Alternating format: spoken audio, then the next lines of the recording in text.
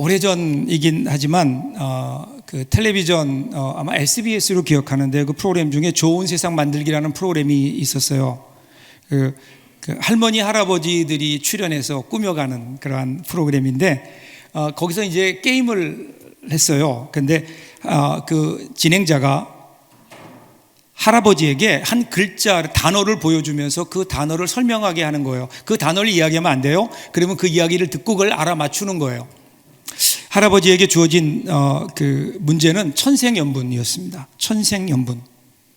그 단어를 보자마자 이 할아버지가 회심의 미소를 짓더니 그 할머니를 향해서 그러는 거예요. 당신과 나 사이가 뭐지? 그러니까 할머니가 가만히 생각하더니 왼수? 그러더래요. 그러니까 이 할아버지가 기가 막혀서 아니 네 글자야. 그랬더니 할머니가 한참을 생각하더니 알았다는 듯이 고개를 끄덕이면서 평생 왼수 그러더래요. 왼수. 여러분 우리 말 원수와 왼수의 차이점을 아십니까? 원수는요 같이 살지 않아도 되는 사람이에요. 미운데 같이 살지 않아도 돼요. 왼수는요 죽으나 사나 같이 살아야 돼요. 원수는 어느 정도 그 시간을 버텨내면 되는데 이 왼수는 그럴 수가 없어요. 같이 살아야 되는 거예요. 그래서 왼수가 더 힘들어요. 여러분 왜 같이 사랑하며 살아가는 사람들이 왜 왼수가 될까요? 배신하거든요. 나의 믿음을 저버리거든요. 나의 기대를 저버려요. 그래서 원래 배신은요 가장 사랑하는 사람, 믿는 사람과의 관계에서 일어나는 겁니다. 모르는 사람 절대로 배신하지 않아요. 길거리에서 오다 가다 만난 사람이 여러분 배신하는 거 보셨나요? 아니에요. 남편을 가장 많이 배신하는 여인들이 누굴까요? 아니에요. 아내를 가장 많이 배신하는 사람들이 남편들이에요. 그렇죠? 옆집 남자가 나를 배신할 이유가 없어요. 내가 사랑하고 기대했던 그 사람이 배신하는 거예요. 여러분, 여러분들에게 혹시라도 배신감을 준다면 그 배신감을 주는 목사는 누굴까요? 절대로 아현교회 목사님은 아니에요. 제가 여러분들에게 배신감을 줄 겁니다. 그러면 반대로 저에게 배신감을 주는 사람들은 누굴까요? 지금 누가 사모님이라 그랬어요? 여러분 교우들이죠. 왜 그럴까요? 믿음이 있거든요. 사랑하거든요. 그런데 어느 순간 그 사랑이 깨져요. 어느 순간 여러 가지 이유들로 인해서 그 믿음을 저버려요. 그래서 여러분, 여러분의 인생 가운데 가장 사랑하는 사람, 믿을 수 있는 사람 10명을 딱 적어보면요, 그 사람들이 앞으로 배신자 후보들의 명단이에요. 그래서 배신은 아파요. 모르는 사람이 그랬다면 그러면 그냥 어떻게 넘어갈 수 있겠는데, 내가 믿었던 사람, 사랑했던 사람이 나에게 아픔을 주면 아프죠. 우리가 살면서 이런 배신감, 배신을 많이 당합니다. 여러분 가운데 이런 배신을 겪어본 분 있으시죠? 그때 여러분 어떻게 하셨어요? 어떻게 그 배신의 문제를 해결하셨나요? 특별히 우리 하나님의 사람으로, 믿음을 가진 사람으로 어떻게 우리는 배신당할 때, 사랑하는 사람들로부터 배신을 당할 때 그때 어떻게 해야 될까요? 오늘 시편 55편 우리가 읽었던 말씀이 바로 그 배신의 문제를 다루고 있다고요. 자, 말씀을 보면서 이 문제가 해결되는 귀한 은혜가 저와 여러분들에게 있기를 바랍니다. 1절 2절 먼저 보겠습니다. 하나님이여, 내 기도에 귀를 기울이시고 내가 간구할 때에 숨지 마소서. 내게 굽히사 응답하소서. 내가 근심으로 편하지 못하여 탄식하오니. 이렇게 시작돼요. 다윗이 고통 가운데 있어요. 그런데 그가 그의 마음을 네 가지 동사로 표현해요. 귀를 기울이시고 하나님을 향해서 숨지 마소서. 내게 굽히사 응답하소서. 여러분, 특별히 그 가운데요, 숨지 마소서라는 이 말은 원래 의미가요, 나를 못 본 채 하지 마십시오, 그런 거예요. 나를 못 본 척하고 지나가지 마십시오. 지금 다윗은요, 자기가 쓰라린 고통 가운데 있어요. 견딜 수 없는 고난 가운데 있어요. 그래서 그 고난을 하나님 앞에 가지고 나온 거예요. 그리고 하나님 앞에 뭐라고 고백해요? 하나님, 제발 나 못 본 척 하지 마세요. 보시잖아요. 다윗은 자신의 고난을 숨기지 않았습니다. 이것이 우리 신앙의 출발이 아닐까. 여러분, 신앙이라고 하는 것은요, 하나님 앞에 아픈데 아프지 않다고 가장하는 거 아니에요. 그냥 아프면 아프다고 하는 거예요. 여러분, 하나님 앞에 나와서요, 아프면 아프다고 하세요. 열받으면 열받는다고 하세요. 마음이 아프면 하나님 앞에 나와서 탄식하는 거예요. 지금 다윗은 자기에 있는 솔직한 마음을 하나님께 가지고 나왔잖아요. 그리고 그걸 그대로 드러내 놓는 거예요. 2절 하반절에 보면 이렇게 나와 있어요. 내가 근심으로 편하지 못하여 탄식하오니. 여러분, 얼마나 힘들었으면 이렇게 3번이나 반복하면서 내가 근심함으로 편하지 못해서 탄식합니다. 중요한 것은요, 절대로 다윗은 하나님 앞에 자기의 마음을 속이지 않았다는 거예요. 여러분, 숨기지 마세요.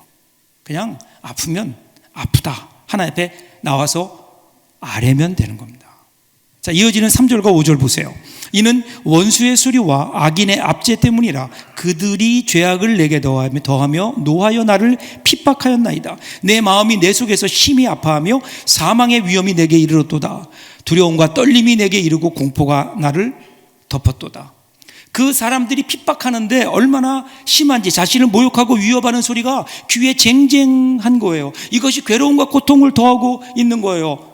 마치 그 사람들이 하는 이야기가 자기를 향해 돌을 던지는 것 같고 자기를 향해 돌을 굴리는 것 같아요. 그래서 마음이 심히 아파요. 심히 아파요. 이 아픔을 지나서 사망의 위험이 내게 이르렀다, 이렇게 고백하잖아요. 죽음의 공포가 있는 거예요. 이러다가 내가 죽는 게 아닐까. 이러한 공포에 이르게 되니까 다윗은 도피의 충동까지 느끼게 되는 겁니다. 이어지는 6절 8절 보세요. 나는 말하기를 만일 내게 비둘기같이 날개가 있다면 날아가서 편히 쉬리로다. 내가 멀리 날아가서 광야에 머무리로다. 내가 나의 피난처로 속히 가서 폭풍과 광풍을 피하리라 하였도다. 너무 힘이 드니까 다윗은 지금 뭐라 그래요? 그냥 멀리 광야로 날아가는 비둘기가, 들비둘기가 너무 부러운 거예요. 이 자리만 피할 수 있다면 여기보다 낫지 않겠는가? 어디를 가든 내가 지금 있는 상황보다는 낫지 않겠는가? 그는 지금 자기에게 되어주는 모든 상황들이요, 폭풍과 광풍 같은 거예요. 그래서 지금 그 폭풍과 광풍으로부터 나를 지킬 수 있는 피할 피난처를 찾고 있는 거예요. 그곳이 어딜까요? 7절 보세요. 내가 멀리 날아가서 광야에 머무리로다.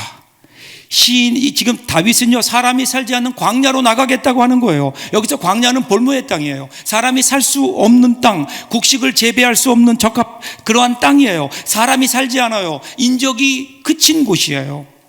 그런데 그곳을 향해 갔으면 좋겠다. 그곳에 날아가면 그러면 이렇게 복잡한 일로부터 내가 좀 벗어날 수 있지 않을까. 얼마나 힘들었으면. 사람 없는 곳에 가서 그냥 자연인으로 사는 게, 산속에 들어가 사는 게 더 편하지 않을까. 우리도 그런 생각하지 않나요? 너무 삶이 힘들어서 어디 가든 이것보다 못하겠는가. 사회심리학에서는 이것을 코쿠닝 현상이라고 얘기해요. 이 코쿠닝이라는 것은요, 코쿤, 그러니까 누에고치라는 말에서 온 건데, 스트레스 때문에 더 이상 견뎌내지 못하고 숨어버리는 거예요. 이 누에고치 속으로 들어가잖아요. 숨어버리는. 여러분, 이 시대에 얼마나 많은 사람들이 삶의 문제들을 해결하지 못한 채 그냥 숨어버리는, 그래서 은둔하기도 하고요, 가출도 하고요, 잠적도 하고요, 사람 만나기를 거부하고요, 그러다가 결국은 삶을 포기까지 하게 되는, 이 모두가 과도한 삶의 문제들, 스트레스와 삶의 무게 때문에 견디지 못하는, 그래서 그것을 피해서 숨으려고 하는 코쿠닝 현상이에요. 그런데 피한다고 피해지나요? 자, 그런데 여러분, 왜 이렇게 지금 다윗이 절망 가운데 있을까? 그 이유를 12절 14절에서 이야기합니다. 우리 개역 개정 성경은 좀 번역이 애매해요. 그래서 제가 좀 더 쉽게 새 번역을 한번 읽어볼게요. 잘 들어보세요. 나를 비난하는 자가 차라리 내 원수였다면 내가 견딜 수 있었을 것이다. 나를 미워하는 자가 차라리 자기가 나보다 잘났다고 자랑하는 나의 원수였다면 나는 그들을 피하여서 숨기라도 하였을 것이다. 그런데 나를 피하는 자가 바로 너라니. 나를 미워하는 자가 바로 내 동료, 내 친구, 내 가까운 벗이라니. 우리는 함께 두터운 우정을 나누며 사람들과 어울려 하나님의 집을 드나들곤 하였다. 다윗이 이렇게 힘들어하는 이유, 다윗이 모든 걸 다 버리고 왕위도 버리고 그냥 어디 광야로 나가서 혼자 살았으면 좋겠다라고 고백할 수밖에 없는 이유가 어디 있는가 하면요, 가장 친한 친구들의 배신이에요. 앞에 나오는 시편들 보면요, 에돔 사람 도액 같은 원수의 배신에 대해서도 노래하고 있어요. 그런데 지금 원수가 아닌 거예요. 자기와 가장 친했던, 어려서부터 함께 재미있게 교제하며 성전에서 함께 예배드리던 그 친구예요. 다윗이 그동안 너무 잘 알고 있다고, 너무 친하다고, 나는 그를 믿는다고 했던 그 다윗, 그 친구가 다윗을 배신했거든요. 그래서 지금 그는 절망 가운데 있는 거예요. 자, 그런데 16절부터 보면요, 갑자기 전환이 이루어져요. 16절, 17절 보세요. 나는 하나님께 부르짖으리니 여호와께서 나를 구원하시리로다. 저녁과 아침과 정오에 내가 근심하여 탄식하리니 여호와께서 내 소리를 들으시리로다. 지금 여기서 다윗은 갑자기 그의 마음속에 확신이 생기는 거예요. 그 이유는 뭘까요? 그가 기도하기 시작했어요. 그래서 그는 하루에 3번, 저녁, 아침, 정오. 우리는 보통요, 아침, 점심, 저녁 그렇게 얘기하는데 이스라엘 백성들의 하루 계산법은 달라요. 저녁부터 시작해요. 그날 저녁부터 시작해서 그 다음날 해질 때까지예요. 그래서 저녁, 아침, 정오 하나님께 부르짖으며 기도합니다. 부르짖으며 기도하는 거예요. 여기부터 문제가 해결되기 시작해요. 자, 근데 어떤 기도를 했을까요? 오늘 우리가 읽었던 말씀 8절, 9절 거기에도 나오지만 이것을 좀 더 생생하게 그때 다윗의 기도를 보여주는 다른 시편이 있어요. 시편 109편이에요. 109편 8절부터 보시면 소위 복수의 기도가 나옵니다. 이런 내용이에요. 그의 연수를 짧게 하시며 그의 직분을 타인이 빼앗게 하시며 그의 자녀는 고아가 되고 그의 아내는 과부가 되며 그의 자녀들은 유리하며 구걸하고 그들의 황폐한 집을 떠나 빌어먹게 하소서. 여러분, 얼마나 오래 했으면 이런 기도를 하겠냐고요. 그 원수가 있어요. 나를 배신한 그놈이 있어요. 근데 뭐라 그래요? 연수를 짧게 하래요. 일찍 죽게 하래요. 그뿐이 아니에요. 그 자녀들은 고아가 되고 그 아내는 과부가 되고. 이게 무슨 얘기예요? 그놈 죽여달라는 얘기예요. 그 사람이 죽어야 그 아내가 과부가 되고 자녀들이 고아가 될 거 아니에요. 그리고 자녀들은 유리 구걸하며 살게 해달래요. 정말 지독한 기도죠. 여러분, 하나님이 이런 기도를 들어주실까요? 분명한 거 한 가지 있어요. 하나님이 듣지 않는 기도는 하나도 없어요. 여러분, 기도를 들어주신다는 의미는요, 그대로 이루어 주신다는 의미만이 아니에요. 하나님은 모든 기도를 들으세요. 그리고 응답은 하나님의 뜻대로 하세요. 그럼에도 불구하고 우리가 하는 모든 기도를 하나님이 들으신다는 거예요. 여러분, 중요한 게 있어요. 이러한 기도를 할 수 있느냐 안 하느냐가 아니라 중요한 것은 그가 하나님 앞에 나와서 그의 마음속에 있는 그의 상한 감정들을 그대로 내어놓았다는 거예요. 그 마음을 하나님께로 가져왔다는 거예요. 여러분, 우리 마음속에 미움이 있잖아요. 우리 마음속에 증오가 있잖아요. 어떤 복수하고 싶은 마음이 있잖아요. 이 마음은 절대로 그냥 없어지지 않아요. 절대로 없어지지 않아요. 이 마음을 해결해야 되는데 어떻게 해요? 그래서 우리는 참지 못하고 사람들에게 그걸 쏟아내요. 그러면 어떻게 될까요? 더 큰 상처가 되고 더 큰 복수가 되고 더 문제가 심각해지는 거예요. 사람에게 풀어놓는 것은 어리석은 일입니다. 하나님의 사람들은요, 우리에게 이런 고난이 있어요. 아픔이 있어요. 증오가 있어요. 그러면 어디로요? 하나님 앞에 가지고 나와서 하나님께 풀어놓는 거예요. 하나님께 풀어놓는 거예요. 그러면 어떤 일이 일어나나요? 그때부터 하나님이 우리의 상한 감정을 만지세요. 하나님이 우리의 마음을 만지기 시작하세요. 그 문제를 하나님이 하나님의 손으로 다루기 시작하세요. 그러면서 우리 가운데 자유가 임하고 평안이 임하게 되는 거예요. 그런데 만일 여러분 이런 과정 없이요, 그러니까 많은 사람들이 그냥 마음속에 가득한 한을 품고 사니까 어떻게 되나요? 참을 수 있는 한계가 있어요. 그 한계를 지나면 어떻게 돼요? 그것이 그릇된 대상을 향해 폭발한다고요. 그럴 때 그런 대상은 대리복수의 희생물이 되죠. 주로 어떤 사람들인가요? 나보다 약한 사람들이에요. 내가 함부로 해도 된다고 생각하는 사람들인 거예요. 여러분, 왜 요즘 아동학대가 그렇게 일어나고 왜 가정의 폭력이 끊이지 않는가? 그러면 그 마음속에 해결되지 못한 증오와 분노가 있기 때문에 그 분노가 다른 대상, 그릇된 대상, 약한 사람들 향해 폭발하는 거라고요. 그러면 어떻게 될까요? 오늘 우리 이 사회와 우리 가정, 직장을 보면요, 이러한 피해자들의 보이지 않는 상처와 신음으로 가득 차 있어요. 그러기에 여러분, 하나님 앞에 여러분의 상처와 아픔과 분노를 가져오세요. 하나님께 좀 내어놓으세요. 그러면 하나님이 다루십니다. 하나님이 다루시고요, 이것을 통해서 이제 더 이상 우리는 그러한 분노에 사로잡혀 사는 사람이 아니라 오히려 세상을 향해 축복하는 도구로 쓰임받을 수 있게 되는 거죠. 그래서 18절 19절 상반절 보세요. 이런 기도를 한 다윗에게 어떤 일이 일어나나요? 나를 대적하는 자 많더니 나를 치는 전쟁에서 그가 내 생명을 구원하사 평안하게 하셨도다. 옛부터 계시는 하나님이 들으시고 그들을 낮추시리이다. 드디어 어떤 단어가 나오나요? 평안. 지금까지 평안이라는 단어는 없었어요. 그런데 하나님께 가지고 나와서 하나님께 내어놓기 시작하면서 그 다음에 마음에 오는 게 평안이에요. 기도하면서 지금까지 자기를 구원해 주신 하나님의 구원의 손길이 깨달아지기 시작합니다. 아니, 하나님께서 깨닫게 하신 거예요. 돌아보니까 하나님의 은혜였어요. 전에도 이런 일이 있었어요. 전에도 누군가 나를 배신했었어요. 그때도 하나님의 은혜로 말미암아 하나님이 나를 지켜주셨다고요. 그 구원의 기억들이 지금 은혜로 작동하고 있어요. 그 은혜로 보니까, 그 은혜로 충만해서 보니까 앞에 있는 그 문제가 그렇게 내 인생을 좌우할 문제가 아니라는 거예요. 그 하나님은 지금도 일하고 계시잖아요. 하나님께서는 배신자들과 행악자들을 낮추실 것을 다윗은 확신하고 있는 거예요. 물론 그것을 이루실 때는 언제예요? 그것은 하나님의 때예요. 지금이 아닐 수 있어요. 그러나 하나님께서 분명히 그렇게 이루실 것을 알기에 그의 마음속에 이제 드디어 평안이 임하게 되는 거예요. 그리고 그 다음에 나오는 단어가 셀라. 여러분, 시편 읽을 때 셀라는 우리가 읽지 않아요. 마음으로 읽는 거예요.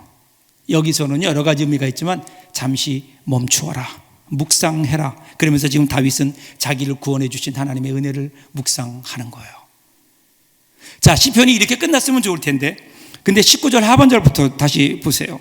그들은 변하지 아니하며 하나님을 경외하지 아니함이니이다. 그는 손을 들어 자기와 화목한 자를 치고 그의 언약을 배반하였도다. 그의 입은 우유 기름보다 미끄러우나 그의 마음은 전쟁이요 그의 말은 기름보다 유하나 실상은 뽑힌 칼이로다. 자, 지금 여러분, 이 셀라, 그 다음에 눈을 떠보니까 마음의 평화가 임했어요. 하나님께 주신 마음의 평화가 있어요. 그런데 눈을 들어보니까 현실은 그대로야. 하나님의 약속은 멀어 보이고 원수는 가까이에 보여요. 여전히 원수가 있어요. 그리고 여전히 그 원수 짓을 하고 있는 거예요. 화목한 자를 공격하고 언약한 자를 깨요. 더군다나 더 기가 막힌 것은 그들이 겉으로는 아주 번지르르 해요. 여기 보면 우유기름이라는 말이 나와요. 우유기름보다 미끄러우나. 우유기름은 구약 성경에서 유일하게 여기에만 쓰이는데 쉽게 요즘 말로 하면 버터예요. 버터처럼 아주 매끄럽게 마른 청산유수같이 자라는데 그 속에는요, 전쟁을 벌이려고 마음속에 가지고 있는 그 마음이 가득하고, 그리고 마치 뽑힌 칼이 날카롭게 그 안에 숨어 있다는 거예요.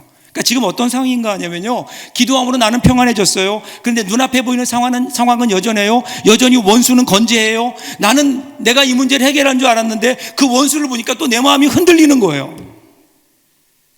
그래서 22절 보세요. 다윗이 이렇게 고백해요. 너의 짐을 여호와께 맡기라. 그가 너를 붙드시고 의인의 요동함을 영원히 허락하지 아니하시리로다.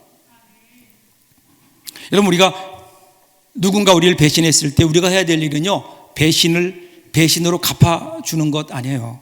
문제가 그런다고 해결되지 않아요. 우리가 할 수 있는 일은 뭐예요? 하나님께 맡기는 거예요. 배신으로 말미암아 비통한 마음, 그대로 갚아주고 싶은 복수, 이 모든 것을 하나님께 맡겨라. 왜 하나님께 맡기라고 했을까요? 우리가 할 수 없어요. 복수한다고 해서 그 문제가 해결되지 않는다는 거예요. 그 문제가 결코 해결되지 않아요. 여러분, 경험해 보셨잖아요. 내가 복수하면 마음이 시원할 것 같은데, 그런데 복수했더니 더 마음이 복잡해요. 더 일이 꼬여버리는 거예요. 여러분, 사람이 참 변화되지 않아요. 더군다나 다른 사람들을 변화시킨다는 것은 거의 기적에 가깝습니다. 제가 목사로서 목회하면서 벌써 제가 30년째 목회하고 있는데요, 가장 목사에게 힘든 일이 뭔가 누가 물어본다면 저는 성도들의 변화되지 않는 모습이에요. 성도들의 변화되지 않는 모습. 그렇게 신앙생활을 오래 했음에도 불구하고 변화되지 않아요. 그러면요, 목회자가 지쳐요. 내가 지금 잘하고 있나?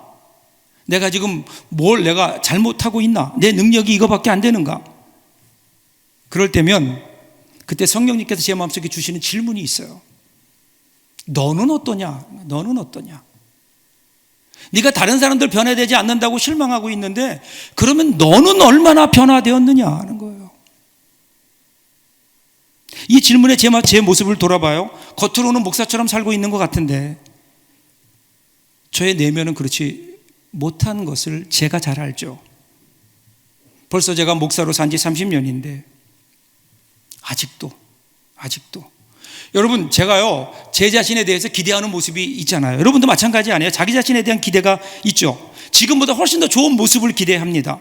말할 때도 항상 온유하게 말하고, 모든 사람들에게 친절하고, 자상한 남편, 좋은 아빠, 비웃는 사람들이 있는 것 같아요.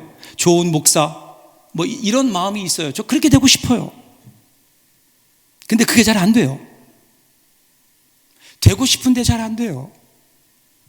그러면서 제 마음속에 드는 생각이 뭐냐면, 야, 너도 변화시키지 못하면서 네가 무슨 남을 변화시키겠다는 거냐.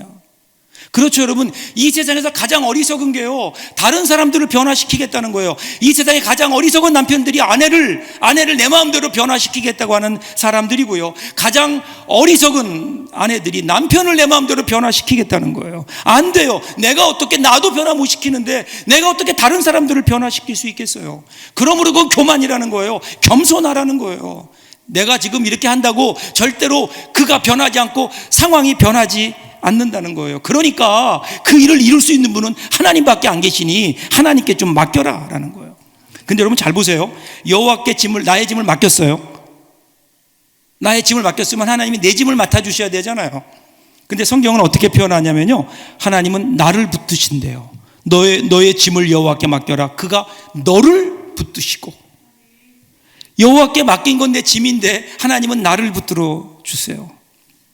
왜 그럴까요? 문제가 중요한 게 아니에요. 그 문제 해결하는 게 중요한 게 아니에요.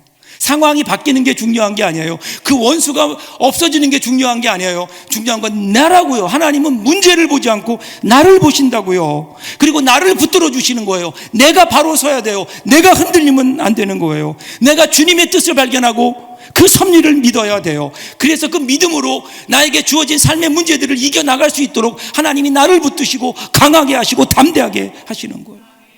여러분, 우리가요, 기도하는 문제들이 해결될 때도 있고 해결되지 않을 때도 있어요. 그런데 꼭 문제가 해결되고 상황이 바뀌어서 원수들이 없어져야, 그래야 여러분 우리가 평안한 거 아니잖아요.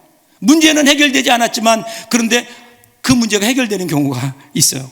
환경은 바뀌지 않았는데 내가 바뀐 거예요. 사도 바울이 자기 육체에 가시를 놓고 3번이나 하나님께 기도했는데 가시는 여전히 그에게 있었어요. 그를 아프게 찔러왔어요. 그런데 분명하게 바뀐 게 하나 있다고요. 그것은 너의 은혜가 너에게 족하다라는 주님의 음성 앞에 그는 더 이상 그 가시로 인해 괴로워하지 않는 거예요. 그래서 하나님은 우리를 붙드세요. 그리고 우리를 통해 역사하시는 거예요. 그 하나님의 손길에 여러분은 맡겨보시지 않겠어요? 마지막 23절 보세요. 하나님이여, 주께서 그들로 파멸의 웅덩이에 빠지게 하시리로다. 피를 흘리게 하며 속이는 자들은 그들의 날에 반도 살지 못할 것이나. 마지막 구절이 뭔지 아세요? 나는 주를 의지하리이다. 의지하리이다. 이게 오늘 시편 55편의 결론이에요. 마치 이 시를 읽다 보면요, 문제가 해결되지 않은 것처럼 보이잖아요. 여전히 원수는 있다고요. 배신자는 그대로 있어요. 자, 그런데 문제는 더 이상 다윗에게 그것이 문제가 되지 않아요. 문제는 다윗의 마음속에 있었던 복수심이 없어진 거예요. 증오가 해결된 거예요. 무엇 때문에요? 하나님이 계시기에. 다윗이 도피처럼 원했던 것은 광야의 오두막이었을지 모르지만, 그런데 정작 그 문제를 해결할 수 있는 것은 광야의 오두막이 아니라 하나님의 품 안이었다고요. 하나님의 믿음의 세계 아니었다고요. 하나님께서 구원하실 것이고 하나님이 보호해 주실 것이라는 분명한 믿음 안에 거하는 거였다고요. 그래서 그는 마지막 결론이 뭐예요? 나는 주를 의지하겠습니다. 주를 의지하겠습니다. 왜 주를 의지하라고 할까요? 물론 우리가 주를 의지할 때 그때 하나님이 우리 편이 되주셔서 원수를 갚아주기도 하세요. 분명히 그럴 때도 있어요. 우리의 원수를 우리가 보는 앞에서 그 원수들을 치실 때도 분명히 있다고요. 그러나 꼭 그렇게만 돼야지 되는 건가요? 아니에요. 더 깊은 의미가 있어요. 주님을 의지할 때 그때요, 여러분, 주님의 마음이 우리의 마음에 흘러 들어와요. 주님의 사랑이 우리의 마음을 채우기 시작해요. 여러분, 우리 주님의 사랑 아시잖아요. 십자가의 그 사랑, 우리가 약할 때나 강할 때나 한결같이 사랑해 주셨던 예수님이 이 땅에 계시며 제자들을 보시며 그들의 허물을 알고 그들의 실패할 것을 알고 또 그들이 배신할 것도 아시면서 그로 인해 십자가에 고통당하고 죽으실 것을 알면서도 끝까지 참아주시고 사랑하셨던 그 십자가의 그 사랑, 여러분, 그 사랑 때문에 오늘 우리가 여기 있는 것 아닐까요? 이 사랑이 우리 안에 흘러 들어와요. 하나님의 사랑의 마음이 우리 마음을 채워요. 그러면서 그 사랑이 우리에게 어떻게 얘기하는 줄 아세요? 너도 이렇게 살아라. 사랑하는 여러분, 우리는요, 우리 인생을 홀로 살아갈 수 없습니다. 더불어 살아가는 관계 없이 우리 인생이 어떻게 행복하겠어요? 그래서 하나님은 우리에게요, 사랑하는 가족도 주시고 사랑하는 친구도 주셨어요. 그런데 사랑하며 살아야 될 그 사람들이 때로는 우리에게 원수가 되고 우리를 배신할 때가 있다고요. 왜 그럴까요? 혹시 우리가 그들을 믿음의 대상으로 보고 있는 것 아닌가? 저는 제가 어렸을 때는 인생의 모든 관계는 믿음의 관계, 신뢰의 관계인 줄 알았어요. 믿음을 통해서 우리 관계가 잘 형성된다고 믿었어요. 그런데 어느 날 보니까 그게 아니에요. 믿음이 아니에요. 신뢰가 아니에요. 사랑의 관계이어야 되는 거예요. 사랑의 관계. 사랑한다는 것은 그 사람을 의지하는 게 아니에요. 오히려 그 반대 아닐까요? 그가 연약할지라도, 설사 그가 나의 기대를 저버린다 하더라도 그럼에도 불구하고 다시 기회를 주는, 다시 용서하고 사랑하는 주님의 사랑으로 우리 마음엔 없어요. 그래서 주님의 사랑이 우리 가운데 흘러오도록 우리는 주님께 의지하는 거예요. 오늘 이 시간 그렇게 주님 앞에 엎드려 주님 앞에 고백할 때 주님께서 우리 마음속에, 메마른 우리 가슴 속에 그리스도의 사랑을 충만케 하셔서 이번 한 주간 동안 이 주님의 은혜로 사랑하며 행복하게 살아가는 저와 여러분 될 수 있다면 얼마나 좋을까요? 오늘 이 귀한 은혜가 저와 여러분 가운데 있기를 주님의 이름으로 축복합니다. 기도하겠습니다.